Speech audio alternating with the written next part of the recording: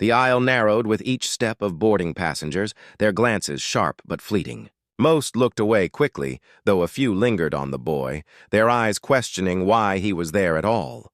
He didn't fidget, didn't shrink. He simply placed his small backpack beneath the seat and folded his hands, staring straight ahead. The hum of conversation was low, polite, rehearsed. Business travelers murmuring about meetings, vacationers about beaches. But near him, it thinned into silence. One man pretended to adjust his watch while staring. A woman whispered to her husband, quickly silenced with a shake of his head. The boy's chest rose slowly. His father had always told him that flying was a privilege, not because of the seat he sat in, but because of the air he carried himself with.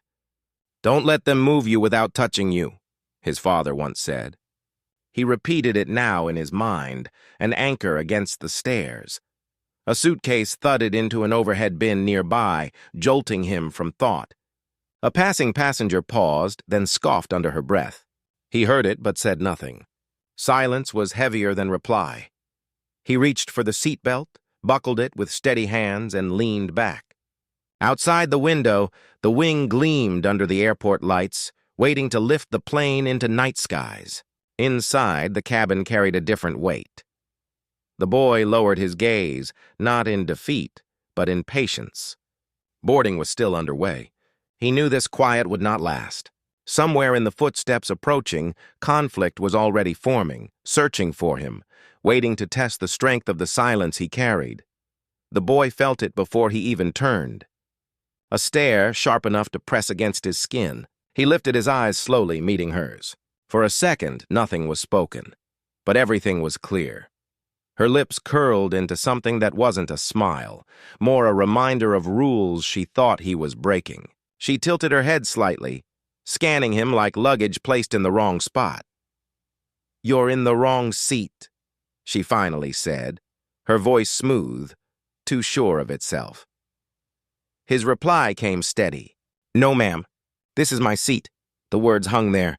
A nearby passenger looked up, then down quickly, as if silence was safer than truth. Her eyebrows lifted. "First class doesn't usually—" She stopped herself, but the sentence lived in her smirk. The boy shifted his back against the chair. "My ticket says it does." For the first time, her confidence cracked, barely visible, hidden behind the glint in her eyes. She straightened, clutching her purse tighter, her silence louder than her words had been. A man across the aisle coughed, shifting uncomfortably. Even without speaking, he knew what had been implied. The air around them thickened. The boy's hand stayed still on the armrest. He didn't push, didn't plead. He just sat. That composure, that refusal to shrink, unsettled her more than anything he could have said. She lingered, eyes narrowing, then turned sharply, muttering something under her breath. But her glance had already done its work, cutting through the cabin, pulling every gaze toward the boy. The weight of her entitlement was heavy, but his silence, unbending, unshaken, was heavier still. Her words came sharp, cutting through the cabin like a blade. "This isn't your seat." The boy didn't flinch. His voice was steady, almost too calm. "It is, that was all." Two sentences, colliding in the middle of a hushed first-class cabin. No shouting, no defense. Just the truth against entitlement. The woman's mouth tightened, ready for more, but the weight of his calm unsettled her. Passengers nearby shifted, eyes caught between wanting to vanish and needing to witness. Someone coughed lightly, the sound too loud in the thick air. She leaned closer, whispering but sharp enough for others to hear. "You don't belong here." The boy's fingers pressed against the armrest, not trembling, not giving in. "I do." Her certainty faltered. For the first time, it wasn't her words that filled the space. It was the silence after them. A silence that made people uncomfortable. A silence that revealed everything she hadn't said outright. A man 2 rows back raised his brows at his wife. She lowered her eyes. A flight attendant hesitated near the aisle, holding back, pretending not to notice. The silence became its own witness, exposing everyone. The boy didn't argue, didn't try to explain himself. His stillness made her demand look smaller with each second, her jaw clenched, her hand gripping the seat in front of her. Yet the power she thought she held slipped away, not with a fight, but with the quiet refusal of a boy who stayed seated. The first blow had landed, not in her words, but in the silence that followed. ChatGPT said, a ringtone cut through the silence, quickly silenced by a trembling thumb. No one spoke.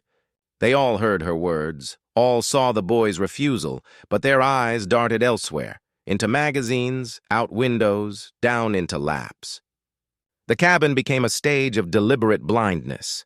She folded her arms, a smile tugging at her lips as if the silence proved her right. "See? No one's saying a thing," she muttered under her breath. But it wasn't victory. It was fear wearing arrogance. A man in a business suit shifted uneasily. His wife whispered, "Don't." He didn't. The flight attendant passed by with her tray, eyes low, pretending not to notice the standoff playing out in front of her. Pretending it was normal. Pretending it was nothing. The boy's hands rested on his knees, steady. He said nothing. His silence echoed louder than her whispers. He looked ahead, unbothered. And somehow that calm pressed against the crowd like a weight. A teenager 2 seats back raised his phone, screen glowing faintly, pretending to scroll while recording. A quiet truth was being captured. Nobody stopped him. Nobody dared. The woman adjusted her scarf, laughter too loud, too forced. "Children don't know better," she said to no one in particular. But her eyes begged someone, anyone, to nod. None did. Narration lingered in the space where voices failed. They all saw. They all heard. And yet their silence spoke louder than words, a silence that had followed him his whole life, sharp as glass, familiar as breath. The crowd's blindness wasn't neutral. It was the shield she leaned on, and the mirror that revealed them all. Her smile widened as the flight attendant drew closer, the clack of polished shoes tapping against the narrow aisle. She straightened in her seat, voice dripping with satisfaction. "Finally. Someone to handle this." The boy didn't move. His chin lifted slightly, steady. His silence had already made its mark. The attendant paused, tray pressed to her hip, eyes flickering from the woman to the boy. "Is everything all right here?"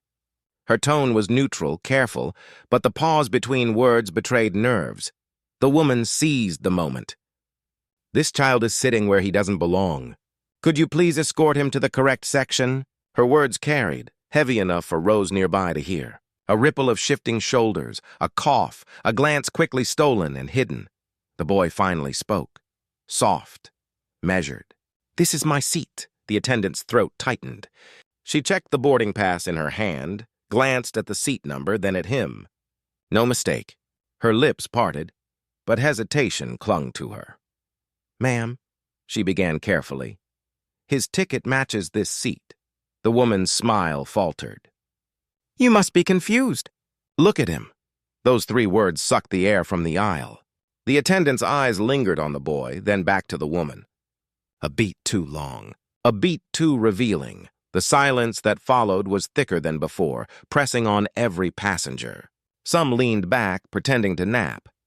Others looked at their shoes. Nobody moved. The boy's calm remained, though his hands gripped the armrest tighter. Narration echoed beneath it all. Sometimes the blow doesn't land in words, but in the waiting. In the choices made when everyone is watching. The storm hadn't broken yet, but it was close. Her voice rose, sharp and cutting through the hum of the cabin like a warning siren. Unbelievable. "Paying for first class, and this is what I get? Anyone can just sit where they please now?" The boy didn't flinch. He kept his eyes fixed on the tarmac outside, watching luggage carts crawl across the ground. His stillness was its own reply. A man across the aisle shifted, clearing his throat. She caught the sound and pounced. "You see this? It's outrageous. Don't tell me I'm the only one noticing." The man avoided her eyes, muttering, "Just let it be, ma'am." His gaze quickly dropped back to his magazine, but the tension lingered like smoke. The woman scoffed, shaking her head. "Of course. Nobody speaks up anymore. Everyone's too afraid to say the truth." The boy's hands tightened slightly on the armrest. His father's voice echoed in memory. "Dignity is power." Don't give them what they want. Her complaints swirled through the air, pressing down on every ear in reach. Where's the service? Where's the respect? I paid for peace, not... She gestured at him with a flick of her hand. This. The attendant, lingering nearby, forced a smile. Please lower your voice. Her reply was ice. Don't tell me to lower my voice. Tell him to lower his standards. Gasps rippled quietly. Sharp inhales quickly muffled. No one stepped in. No one defended him. The boy's silence stretched longer, heavier, until it swallowed her noise whole. Narration cut through the moment like a blade. Sometimes the loudest voice reveals nothing but its own emptiness. And sometimes silence is the only mirror strong enough to show it. The boy's gaze stayed fixed on the window, but inside, his chest tightened. The woman's words weren't new. They were echoes of years past, spoken in different tones by different mouths, yet carrying the same weight. He remembered a classroom, a teacher leaning over his desk. Maybe this is too hard for you. Try something simpler. Her smile had been polite, but the sting behind it left a scar. Another memory slid in on the basketball court. Teammates laughing when he missed a shot. Guess you're not built for this. The laughter hadn't faded for weeks, even strangers, their eyes scanning him up and down as if deciding he didn't belong in certain spaces. That same look now sat on the woman's face, sharpened by her voice. He blinked once, slowly. His father's words drifted back. Dignity is power. Never let them steal it. They win when you break. You win when you stand. Even in silence, the woman huffed again. See, nothing to say. Just sitting there. His throat moved, but no words left. He didn't need them. Silence was his shield. Passengers nearby shifted uneasily, their whispers soft but carrying weight. One leaned toward another. She doesn't even hear herself. Another voice. Poor kid. He's done nothing wrong. Her noise grew sharper, but his stillness grew heavier. The contrast was clear now, visible to everyone. Narration lingered like a shadow. Sometimes wounds don't fade. They shape the silence. They make it unbreakable. The boy breathed deeply, steadying himself. He wasn't just holding a seat. He was holding ground. A smile stretched across the attendant's face, polished and professional, but her eyes betrayed hesitation. She leaned toward her colleague, voice low. These things never end well. Another attendant adjusted her jacket, whispering back. We're supposed to de-escalate, but you know how it goes. Policy protects the loudest voice. Their words floated just above the hum of the cabin, fragile but sharp. Passengers caught fragments, trading glances. A man in the aisle seat muttered under his breath. Same story every time? The lead attendant stepped closer, nodding toward the woman. Let me handle this.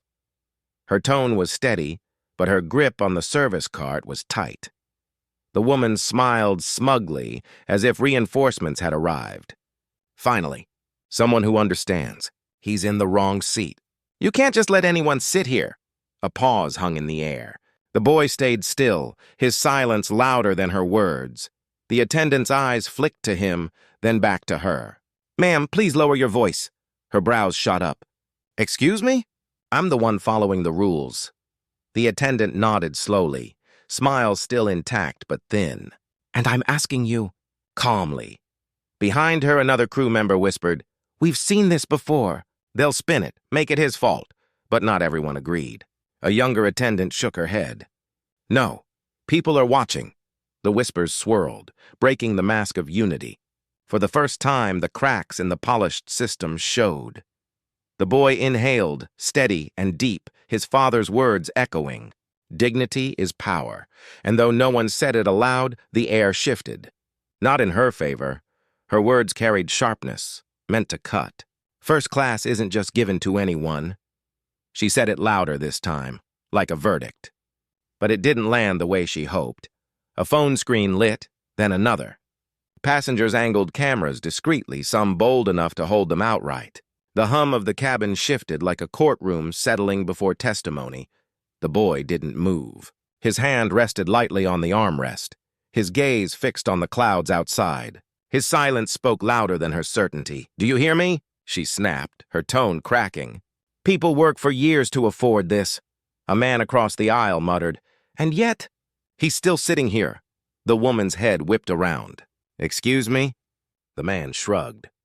"We can all see what's happening," another passenger whispered to their companion.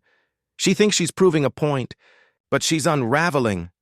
The boy finally blinked, slow and calm, his father's words steadying him inside. "Dignity is power." The lead attendant cleared her throat softly. "Ma'am, please lower your voice." Her laugh was brittle. "Lower my voice?" She stopped, realizing all eyes were on her now. Not on him, on her. The phones kept recording. The air tightened, every second heavier than the last. For the first time, her confidence faltered. This isn't fair." The boy didn't answer. He didn't need to. The silence, the stares, the quiet judgment pressing from every corner. It was the jury's decision, without a word spoken. The cabin was no longer hers to control. The captain's voice flowed through the speakers, calm and practiced. "Ladies and gentlemen, we'll be reaching cruising altitude shortly. Please remain seated with your belts fastened." The woman froze. Something in that voice tugged at her certainty, pulling at threads she thought were tightly woven.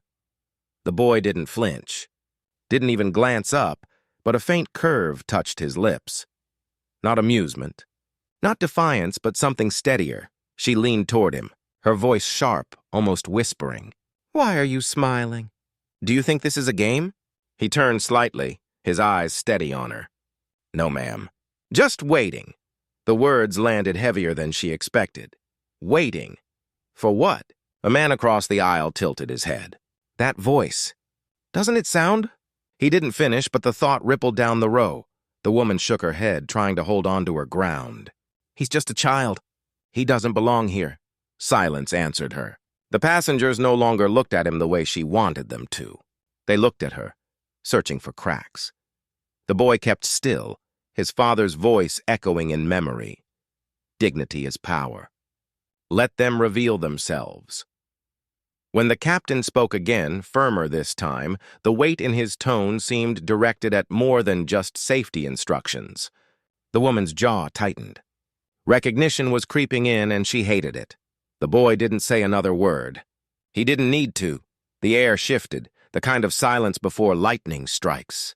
Her confidence wavered, and for the first time, the aisle no longer felt like hers. She heard the captain's voice again, and this time, it carried something she could not escape.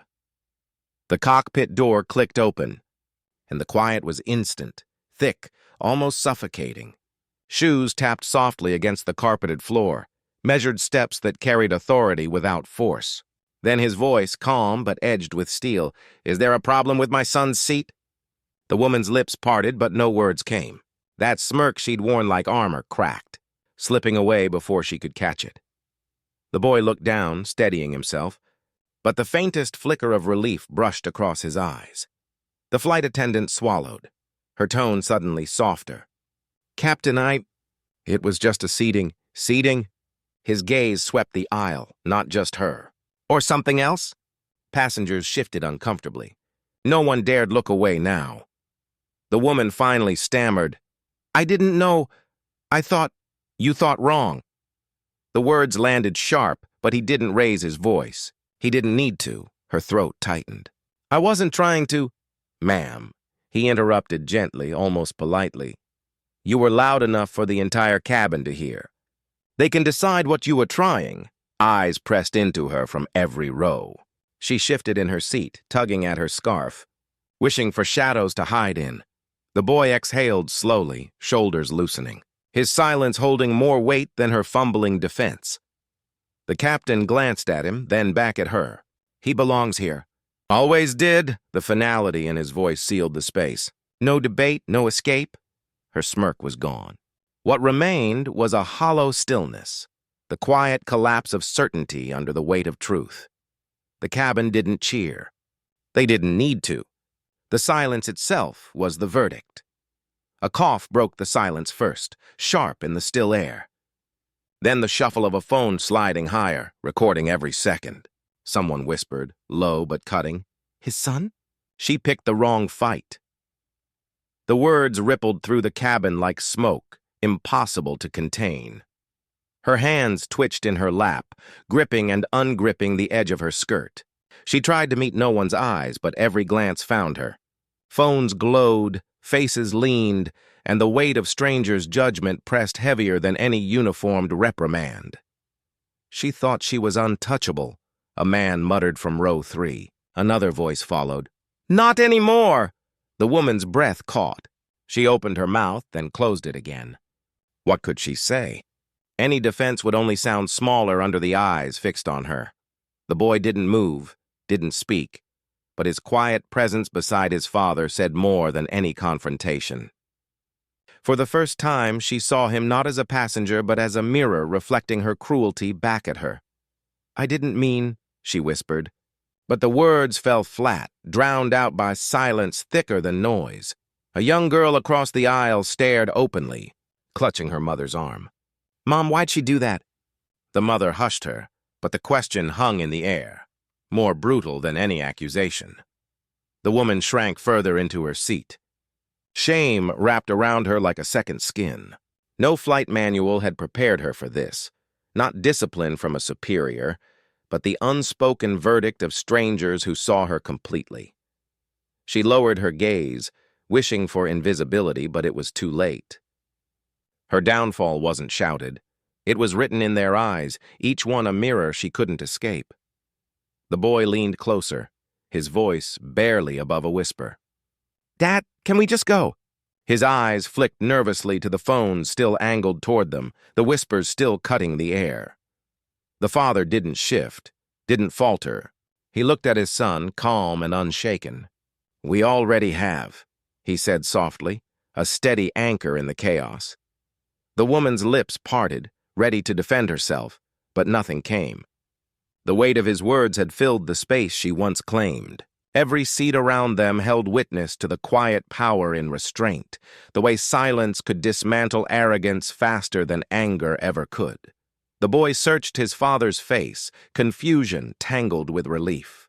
"But we're still here." His father nodded, his voice low. "Going doesn't always mean moving. It means we don't carry their ugliness with us." The woman flinched, eyes darting toward the window as though it might shield her. For the first time she seemed small, not because anyone shouted her down, but because dignity itself towered above her collapse. A man across the aisle whispered, "That's strength." Another added, "More than words." The boy's breathing slowed, his small shoulders easing against the leather seat. The father's hand rested gently on his arm, a gesture that spoke louder than confrontation. No more words were needed. The boy had his answer, the passengers had their lesson, and the woman had her silence. Her empire of certainty, built on privilege and presumption, crumbled in front of strangers who would never forget. The cabin settled, not with applause or outrage, but with quiet acknowledgement, the kind that leaves its mark deeper than noise ever could. Her name didn't just stay on the plane. It bled into every corner of her life. By the time she walked through her front door, the story had already grown legs. A shaky video clip, a caption too sharp to argue with, and suddenly the world knew her face. She sat at the kitchen table, scrolling. "White woman tries to take black boy's seat." The headline stung worse than the comments. Entitled, "Embarrassing, Shameful." Each word was a stone, and there were thousands. Her phone buzzed again. A message from an old coworker, saw the video. "Can't believe it's you." Another came in. "Don't bother coming to the reunion." She didn't reply. What defense could survive against eyes that had already judged? When she stepped outside the next morning, the world felt different. A neighbor watering his lawn turned away too quickly. A woman at the grocery store whispered to another and didn't bother hiding it. Silence followed her everywhere, and in that silence was the harshest sentence. She muttered to herself at night, "It wasn't that bad." "I didn't mean—" But the echo in her empty living room made it sound hollow, even to her. The boy's face haunted her, calm, steady, untouched by the venom she'd tried to throw. His father's words, quiet but heavy, replayed every time she closed her eyes. "We already have." Shame seeped deeper than anger ever could. Not because people shouted her down, but because no one needed to. The silence itself became a mirror, forcing her to see who she had been, and for the first time she had no words left. The boy sat cross-legged on the couch, fidgeting with the strap of his backpack. His voice was small but steady. "Dad, why didn't you yell at her? I mean, she was wrong. Everyone saw it." The father leaned back, his gaze fixed on the window as evening shadows crept across the room. Because yelling would have made her the victim. Silence showed the truth without giving her an escape. The boy frowned, trying to piece it together. But it felt like we let her win just sitting there. A quiet pause hung between them. Then the father turned, his tone measured. "Did she look like she won?" The boy's mind replayed the woman's face, pale, shrinking, her confidence unraveling under every watching eye. He shook his head. "No, she looked small. That's the thing," the father said softly. "Power isn't noise. It's how you hold yourself when others want you small. We don't need to shout to be heard. Dignity speaks louder." The boy hesitated. "So, people respected us more because we didn't fight back? Because we didn't become what she expected," the father corrected. "She wanted a scene. We gave her the truth." The boy leaned into his father's shoulder, still processing. "It's hard, though. Staying quiet when you want to scream." His father's arm wrapped gently around him. "That's why it matters. Anyone can scream. Few can stand in silence and still win." The boy didn't answer right away, but the lessons settled deep inside him, etched not in noise but in the calm weight of his father's words. Outside, the world still buzzed with judgment, but in that living room, silence became their shield and their strength. Her fork scraped the plate once, then stilled. The food was untouched, cooling beside her. The television flickered, but she wasn't watching. Every channel, every headline seemed to echo that single moment in the cabin. Her phone buzzed again. A message. "Saw the video. Can't believe it." Then another. "You embarrassed yourself." She didn't reply. She couldn't. At last, her sister's name appeared on the screen. For a second, relief flickered across her face. She answered quickly. "I didn't mean for it to—" The voice on the other end was cold. "You don't have to explain to me. You have to explain to the whole world. And you can't." Silence hung heavy. She whispered, "It was just a seat." Her sister cut her off. "No, it wasn't just a seat. It was who you decided didn't deserve to sit in it." The line went dead. She set the phone down, staring at it as though it might speak again. But nothing came. Only the low hum of the TV filled the room. Across the country, people replayed the video, their voices quiet but firm. That boy, he held himself better than she ever could. His father didn't need to raise his voice. That told me everything. Some sent notes to the airline thanking them for how the pilot had handled it. Others simply looked differently at the next child who boarded a plane, reminded that dignity doesn't wear a face or a skin color. Meanwhile, she sat in her living room surrounded by silence that grew sharper each night. Her certainty had once filled every room she entered. Now all that remained was the echo of what she'd lost and the weight of a seat she could never take back.